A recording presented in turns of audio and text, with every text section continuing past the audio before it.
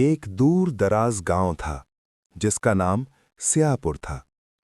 ये गांव दिन में बिल्कुल नॉर्मल लगता था, लेकिन रात होते ही यहाँ का माहौल बदल जाता था। गांव के बिल्कुल बाहर एक पुराना और सुनसान कब्रिस्तान था।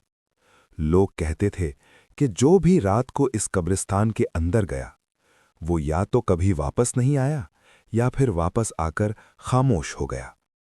गांव वालों का यकीन था कि इस कब्रिस्तान पर एक लानत है, लेकिन गांव में रहने वाला एक जवान लड़का अयान इन सब बातों को सिर्फ अफवाह समझता था। अयान अक्सर कहता, भूत वूत सिर्फ कहानियां होती हैं, इंसान खुद अपने डर से डरते हैं। एक रात अयान ने अपने दोस्तों के साथ शर्त लगा ली कि वो अकेला कब्रिस्तान जाकर 5 मिनट वहां रुक कर दिखाएगा। रात का वक्त था, हवा ठंडी और तेज चल रही थी। चांद बादलों के पीछे छुप रहा था। अयान टॉर्च पकड़कर कब्रिस्तान के पुराने दरवाजे के पास पहुंचा। जैसे ही उसने अंदर कदम रखा, दरवाजा जोर से बंद हो गया। अयान थोड़ा घबराया, लेकिन फिर हंसकर बोला, बस हवा होगी।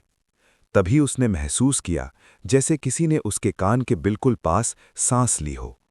टॉर्च की रोशनी कांपने लगी और उसके सामने एक सफेद साया उभर आया। वो साया जमीन को छू ही नहीं रहा था। उसकी आंखें लाल चमक रही थीं। अयान की आवाज लरजने लगी, तुम कौन हो? तब एक भारी और बोझल आवाज आई, मैं इस कब्रिस्तान की लानत हूं। जो यहां आता है वो यहीं का हो जाता है। अयान पीछे मुड़कर भागा, लेकिन अचानक कब्रें हिलने लगीं, जमीन फटने लगी और मिट्टी के नीचे से मुर्दे हाथ बाहर आने लगे। उन हाथों ने अयान के पैर पकड़ लिए। अयान चीख कर बोला, मुझे माफ कर दो, मुझे छोड़ दो। तभी उसकी टॉर्च अचानक बंद हो गई। हर तरफ अंधेरा छा गया। सिर्फ एक खौफनाक हंसने की आवाज रह गई।